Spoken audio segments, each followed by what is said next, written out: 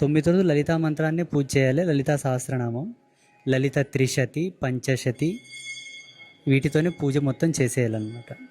అది మన పీఠంలో ఏంటంటే దేవి భాగవత పురాణం ప్రకారంగా లేత మారేడు దళాల మీద రక్తచందనం చేత దానిమ్మ పుల్లతో లిఖింపబడ్డటువంటి దేవి మూలమంత్ర అర్చన జరుగుతూ ఉంది 9 రోజులు.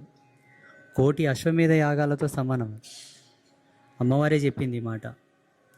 ఆ రక్తచందనాన్ని సేకరించాలి. దానిమ్మ పుల్లతోటి ఆ లేపనం అద్ది ఆ బిల్వ దళాల మీద దేవి మూలమంత్రం రాసి 108 దళాలతో ఒక్కొక్క దళం అమ్మ యొక్క మూలమంత్రాన్ని చదివి సమర్పణ చేయాలన్నమాట. ఈ కిందటి వీడియోలో చెప్పాను కదా, ఒక గొప్ప పూజ చేస్తే అనితర సాధ్యమైన శక్తులు వస్తాయని చెప్పి. ఇదే పూజ మన పీఠంలో ఉంటుంది 9 రోజులు. ఆ పూజ చేసేటప్పుడు ఆ ప్రదేశంలో ఉన్న ఆ ఫలితం వాళ్ళకు తప్పకుండా దక్కుతుంది అన్నమాట.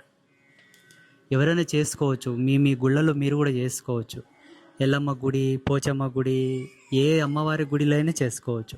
పద్మావతి గుడిలో చేసుకోవచ్చు. లక్ష్మీ వెంకటేశ్వర ఆలయం ఉంటుంది కదా, అక్కడ లక్ష్మీ అమ్మవారి పాదాలకు చేసుకోవచ్చు. దుర్గా అమ్మవారి ఆలయంలో చేసుకోవచ్చు. కాళికాదేవి ఆలయంలో చేసుకోవచ్చు. విశేషించి ఈ వసంత నవరాత్రుల్లో బిల్వ దళాలతో అమ్మవారిని ఉపాసిస్తే అనేక శక్తులను ప్రసాదిస్తుంది.